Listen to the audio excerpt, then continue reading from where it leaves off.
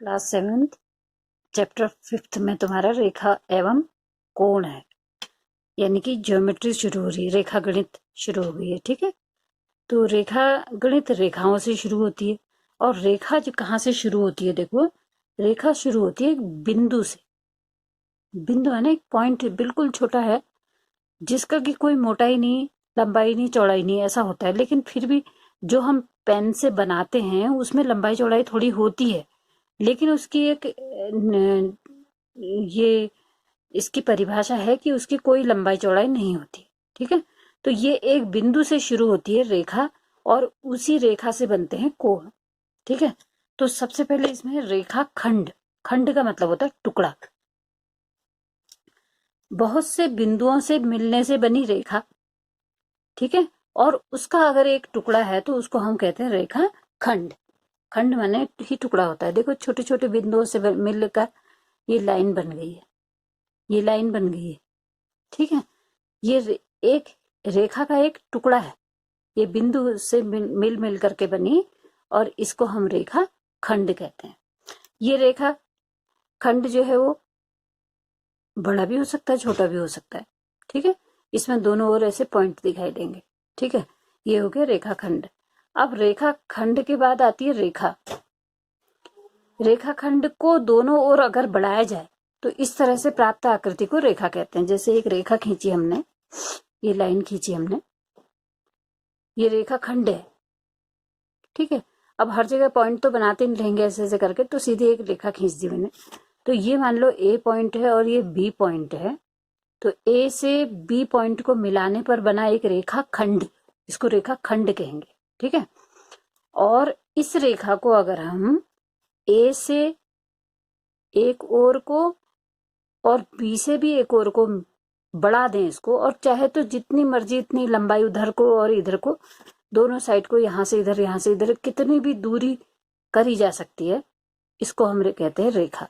मतलब ये रेखा जो है इसकी लंबाई अनंत हो सकती है। अनंत माने जिसकी कोई लिमिट नहीं है, उसको हम कहते हैं अनंत। रेखा खंड और रेखा में यही अंतर है कि रेखा खंड एक टुकड़ा है, बहुत छोटा सा टुकड़ा भी हो सकता है, थोड़ा बड़ा भी टुकड़ा हो सकता है, लेकिन रेखा जो है इसकी कोई लंबाई निश्चित नहीं है। हम चाहें तो ए से कितनी भी दूरी तक बढ़ाया जा सकता है, बी से भी कितनी ही दूरी तक आगे को हम इस रेखा को बढ़ा सकते हैं, इसको रेखा कहते हैं। अक्सर हम क्या कहते हैं, ये रेखा खंड को भी रेखा ही कह देते हैं, लेकिन क्योंकि जैसे हम कहेंगे 5 सेंटीमीटर की एक रेखा खींचिए, तो 5 सेंटीमीटर एक टुकड़ा है, 5 सेंटीमीटर एक टुकड़ा है, रेखा पूरी रेखा नहीं है। रेखा तो अनलिमिटेड है, उसका तो कोई अंत ही नहीं है। तो अगर हम 5 सेंटीमीटर की रेखा खींचो कहते हैं, या फिर 10 सेंटीमीटर की रेखा या खींचो कहते हैं, या फिर 20 सेंटीमीटर की रेखा खींचो कहते हैं, इसका मतलब हम रेखा खंड कह रहे हैं उस समय, क्योंकि उसकी निश्चित लंबाई है ना, इसलिए। तो रेखा और रेखा खंड में ये अंतर है, और रेखा को इसी तरीके से दिखाया जाता है, यहाँ से इधर को एक एरो और इधर से भी एक एरो। अगली चीज है इसमें रेखा गणित में किरण।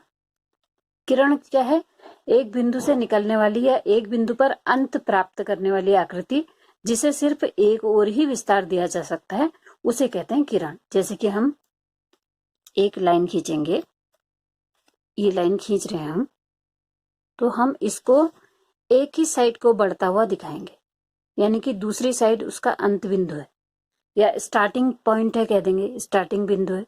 जैसे कि हम सूर्य बनाते हैं मान लो, तो सूर्य में हम क्या करते हैं, ऐसे सूर्य बनाते हैं और सूर्य में ऐसे किरण बनाते हैं ना, तो यहां से किरण निकली और ऐसे जा रही है किरण, ये तो ये अंत बिंदु है या स्टार्टिंग पॉइंट यही है समझो। तो दूसरी साइड को हम ये एरो नहीं करेंगे, दूसरी साइड को एरो करेंगे तो ये रेखा बन जाएगी। ठीक है, तो किरण में एक ही साइड को एरो होगा, क्यों, क्योंकि वो एक ही साइड को बढ़ने वाली है।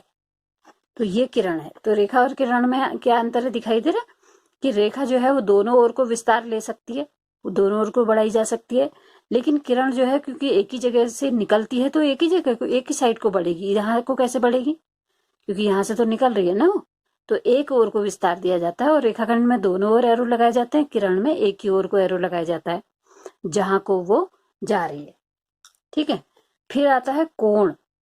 कोण का क्या मतलब है, कि कोण का मतलब है कोना। जैसे कमरे के 4 कोने होते हैं, उसको शुद्ध हिंदी में हम उसको कोण कहते हैं। कुन कहते हैं, जैसे पहाड़ी में कुन, वो कुन में रख रखो कहते हैं ना, कोई चीज कहते हैं वो कुन में रख रखो, तो कुण का मतलब है कोण। कोण माने कि जहां पर दो दीवारें मिलती हैं, जहां पर दो दीवारें मिलती हैं वो हिस्सा हो गया कोना, या ऐसे मिलती हैं जैसे भी मिलती है, तो ये इसको बोलते हैं, ये वाला हिस्सा क्या है, कोना है। तो इसको हम गणित की भाषा में कहते हैं कोण। ठीक है, तो कई सारे कोण हम लोगों ने पढ़ रखे हैं अभी तक, जैसे कि न्यून कोण, समकोण, अधिक कोण, सरल कोण या ऋजु कोण। सरल या ऋजु एक ही बात है। वृहत कोण और संपूर्ण कोण। ठीक है, जैसे मैं थोड़ा सा अभी बता देती हूँ तुमको, जैसे ये एक पाइप मिला है मुझे, इस पाइप से देखो ये दो रेखाएं हैं, एक रेखा ये है और एक रेखा ये है, इन दोनों को यहाँ पे मिला दिया हमने, तो इससे कुछ कोने बन रहे हैं। ये दो रेखाएं हैं, इससे कोने बन रहे हैं, तो ये कोना बना, देखो ये बना है कोना, ये रेखा एक आई और एक ये रेखा आई, इससे बना है कोना। ये क्योंकि छोटा कोना है, इसको हम न्यून कोण कहते हैं। न्यून माने छोटा ही होता है। इसके बाद ये इस कोण को, इस रेखा को, ये ऊपर वाली रेखा को बिल्कुल सीधा कर दिया अगर हमने, तो ये हो गई, इसको कहते हैं समकोण। ऐसे कोण को बोलते हैं समकोण। समकोण का मतलब देखो, यहाँ पर भी तुम्हें कई जगह समकोण दिखाई देगा। ये कॉपी में देखो, ये कोना जो है ये समकोण का कोना है। ये कॉपी का कोना है, ये समकोण है, ये ठीक समकोण में है। समकोण का मतलब होता है ऐसा कोण जो कि 90 अंश का बना होता है, 90 अंश का होता है, उसको समकोण कहते हैं। ये समकोण है। ऐसे कई जगह तुम्हें ऐसे कोण दिखाई देंगे समकोण वाले। ठीक है, ये यहाँ पर सामने देखो, ये भी 90 अंश का कोण दिखाई दे रहा है, ये भी समकोण है, ये कोना समकोण है। और दीवारों के भी कोने जो हैं वो सब समकोण बनाए जाते हैं, ताकि कोई भी चीज लगाएं, जैसे चारपाई लगाएंगे अगर हम इस कोने में, तो ये बिल्कुल सीधी लगेगी। चारपाई के कोने भी समकोण होंगे, बेड के कोने। ठीक है, तो अधिकतर कोण जो है वो हमको अपने आसपास हमारे कमरे में या कहीं या फिर चादर में या फिर दरी में, उन सब चीजों में, या फिर ब्लैक बोर्ड में, तो उनमें सब में हमको समकोण दिखाई देता है कोनों पर। ठीक है, समकोण से बड़ा कोण जब होता है तो उसको हम कहते हैं अधिक कोण। ये समकोण से बड़ा, यानी कि 90 अंश से बड़े कोण को अधिक कोण कहते हैं। ये अधिक कोण बन गया, ये भी अधिक है, ये भी अधिक है, ये लेकिन 90 अंश का दिख रहा है, लेकिन इससे ये आ जाएगा तो न्यून हो जाएगा। ठीक है, ये न्यून हो गया, ये समकोण हो गया, ये अधिक कोण हो गया। समकोण से जरा सा आगे को बढ़ा तो अधिक कोण हो गया। ये पूरा यहां तक आने तक अधिक कोण ही रहेगा, ये अधिक कोण ही रहेगा यहाँ पर। तो अब जब ये बिल्कुल सीधी हो गई लाइन, कि एक रेखा खंड इधर को गया और एक रेखा खंड इधर को, ये बिल्कुल सीधा दिखाई दे रहा है, तो ऐसे कोण को हम कहते हैं ऋजु कोण या सरल कोण। ये हो गया हमारा ऋजु कोण या सरल कोण। ठीक है, कैसे सरल कोण हो गया, ये बीच का पॉइंट है। ठीक है, कैसे सरल कोण हो गया, बिल्कुल सीधा हो गया, इसलिए इसको सरल कोण कहते हैं, या ऋजु कोण भी कहते हैं। ऋजु माने भी सरल होता है। ये यहां तक अधिक कोण है, लेकिन जैसे हम 180 अंश पे लाएंगे इसको, तो ये सरल कोण हो गया। ठीक, सरल कोण से जब बढ़ाएंगे तो ये हो गया वृहत कोण। वृहत सरल से बड़ा है क्योंकि, इसलिए इसको, इस ऐसे कोण को वृहत कोण भी कहते हैं हम।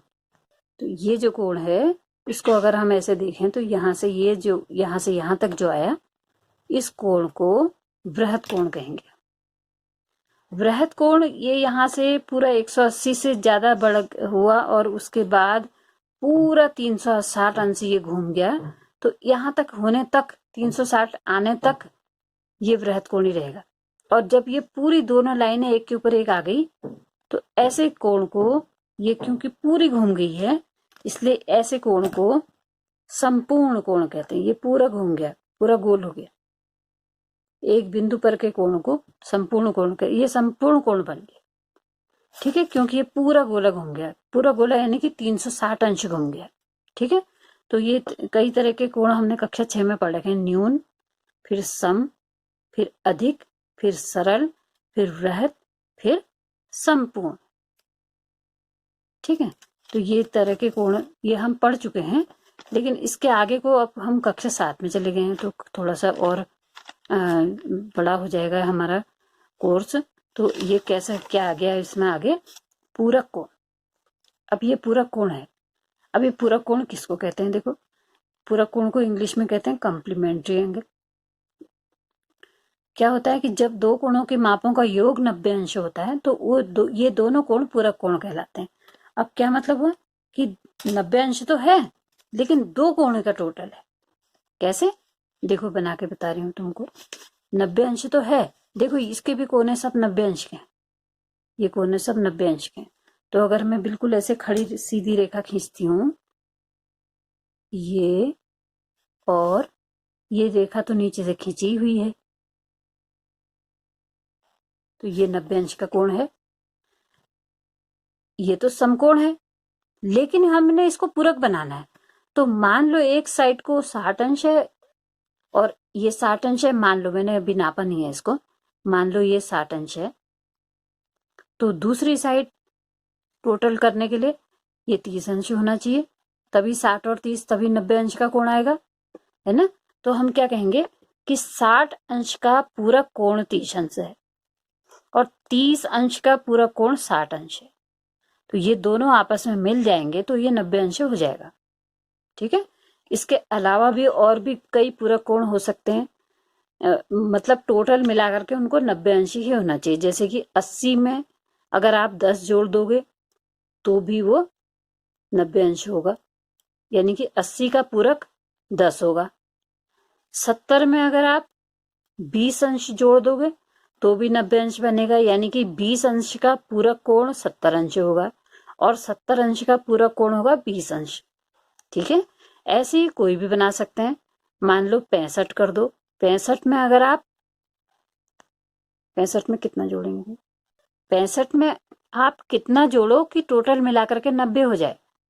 तो आपको यहाँ पर पता लग जाएगा कि अगर हमें दूसरा कोण पता नहीं है पूरक का तो कैसे निकलेगा। तो 90 में से 65 कम कर दो, ये आ जाएगा। तो 90 में से 65 कम करो, 25 आता है, यानी कि 25 का पूरक कोण होगा 65 अंश। पूरक ध्यान रखना है, उसका नाम बोलेंगे पूरक, यानी कि दोनों कोण मिल करके 90 अंश अगर हो रहे हैं तो उन कोणों को कॉम्प्लीमेंट्री एंगल बोलेंगे या पूरक कोण बोलेंगे। ठीक है। दोनों कोण मिल के होना चाहिए, एक अगर एक ही है 90 अंश का तो उसको तो हम समकोण बोलेंगे। ठीक है। तो इस तरह के कोण जो कि दोनों मिल करके 90 अंश बनते हैं, तो ऐसे कोणों को कॉम्प्लीमेंट्री एंगल या पूरक कोण कहते हैं। ठीक है। अगला कोण है संपूरक कोण। संपूरक कोण ऐसे होते हैं जब दो कोणों का माप 180 अंश होता है। तो दो, यहां पर भी दो ही है, पूरक और संपूरक में देखो क्या अंतर है। पूरक में 90 अंश है दो कोणों का माप, संपूरक में दो कोणों का माप है 180 अंश। तो इन दोनों कोणों को संपूरक कोण कहेंगे। ठीक है। तो कैसे, देखो कैसे मैं बना रही हूं, देखो ये सरल रेखा जो है ये है सरल कोण। ठीक है। ये बन गया हमारा सरल कोण, ये बना है 180 अंश का। ठीक, सरल कोण ऐसे बनता है। और इसमें किसी भी तरीके से ये देखो, मान लो हम 90 अंश पे खींच लें, ये लो। ठीक है। तो 90 अंश के इधर भी 90 इधर भी 90। ठीक है। तो 90 अंश का संपूरक कोण 90 अंश, दोनों मिला दो तो कितना बन गया 180। समझ में आ रहा है। तो 90 अंश को 90 अंश से जोड़ दो तो कुल मिला के आएगा 180। इसका मतलब 90 अंश का संपूरक कोण 90 अंश ही होगा। और संपूरक कोण को इंग्लिश में सप्लीमेंट्री एंगल बोलते हैं। इनको भी याद कर रखना है, सप्लीमेंट्री, कॉम्प्लीमेंट्री, ऐसा। ठीक है। ऐसे ही हम और भी संपूरक कोण निकाल सकते हैं। जैसे देखो 120 का संपूरक कोण कितना होगा, जो दोनों मिलकर के 180 हो जाए। तो 180 में से 120 कम कर दो तो कितना आ जाएगा 60 अंश। ठीक है। 130 का संपूरक कितना हो जाएगा, जो कि दोनों मिलकर के 180 हो जाए, 50। 130 में 50 जोड़ो 180 आ गया। ऐसे कई सारे एंगल्स हम संपूरक कोणों के जोड़े बना सकते हैं, युग्म बना सकते हैं। ठीक है। दो कोण होने चाहिए, बस ध्यान रखना है कि दो कोण होने चाहिए और उनका टोटल होना चाहिए 180 अंश। उनको बोलेंगे हम संपूरक कोण। जब दोनों का जोड़ 180 आएगा। ठीक है, अगला कोण है आसन्न कोण। आसन्न यानी कि एडजेसेंट एंगल। जब दो कोण इस प्रकार पाए जाते हैं कि उनका प्रत्येक कोण एक दूसरे से संलग्न होता है या जुड़ा हुआ होता है, जो एक ही शीर्ष पर मिलता है, इनकी एक भुजा उभयनिष्ठ होती है। ठीक है, इसका क्या मतलब है देखो, ये चित्र से पता लग जाएगा तुमको। दो ही कोण है इसमें भी, युग्म, युग्म माने जोड़ा है। ठीक है, ऐसा भी कोण हो सकता है, इसके ये दो कोण हो गए और दोनों जो है यहाँ पर जुड़े हुए हैं। एक कोण ये है और एक कोण ये है, दोनों यहाँ पर जुड़े हुए हैं, दिख रहे? या फिर ऐसा भी हो सकता है ये कोण कि जैसे ये एक कोण, ये सब बिना नापे बन रहे हैं। ठीक है, एक कोण ये है, यहाँ पर ये इसका शीर्ष है, सिर है इसका, और दूसरा कोण इसी सिर से निकला हुआ है और ये इधर को बन गया। ये क्योंकि जुड़े हुए हैं कोण आपस में, इसलिए इनको आसन्न कोण कहते हैं।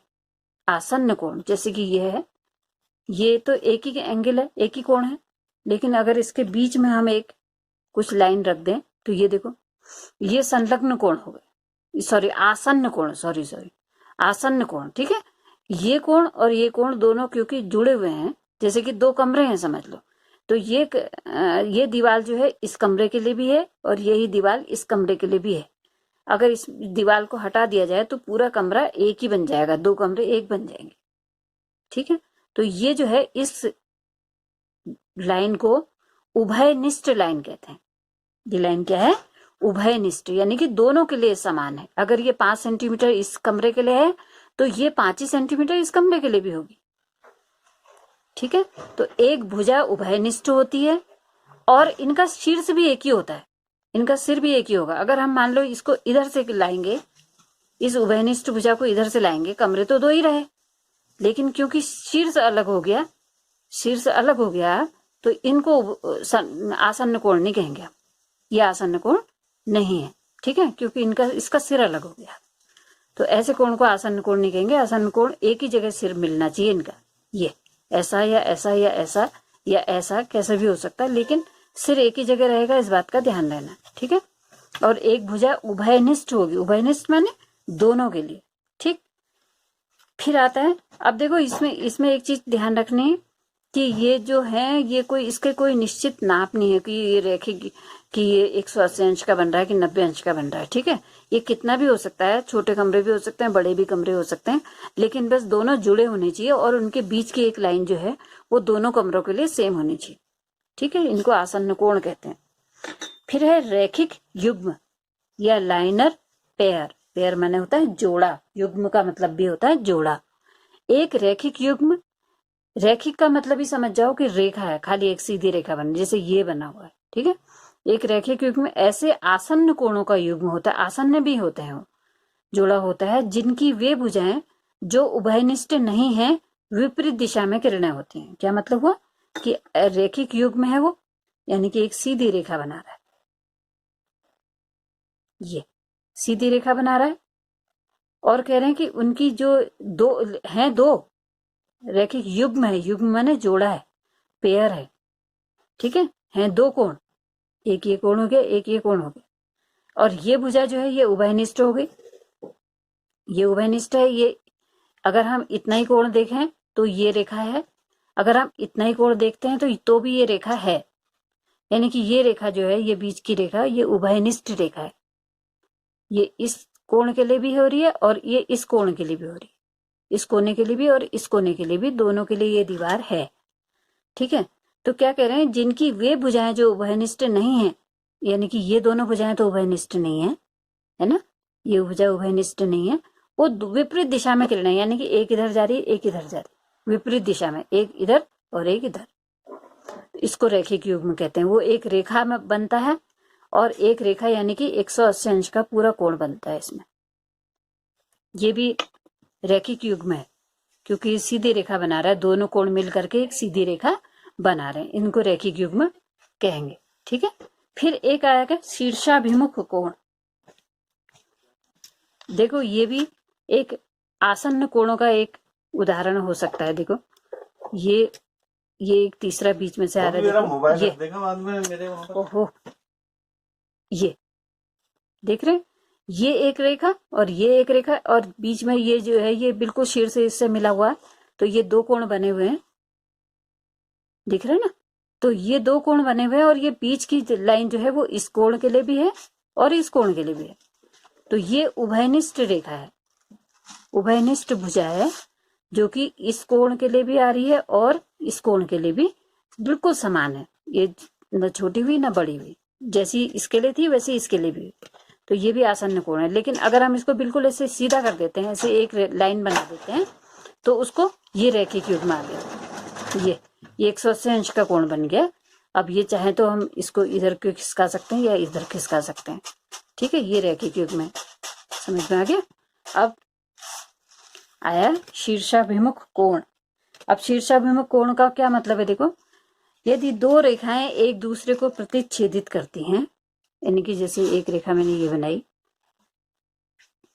ये रेखा आई और एक रेखा और आ गई,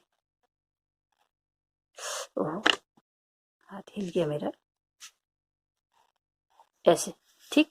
तो ये दो रेखाएं आई तो दोनों ने एक दूसरे को काट दिया, प्रतिच्छेदित कहते हैं इसको, ठीक है।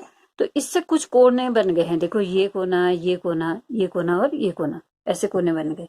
जैसे एक कैंची है, ये दो रेखाएं हैं जो एक के ऊपर एक दिखाई दे रही हैं और यहां पर से ये जुड़ी हुई हैं, देखो ये सेम ऐसा बन गया जैसे मैंने नीचे लाइन बनाई थी, है ना।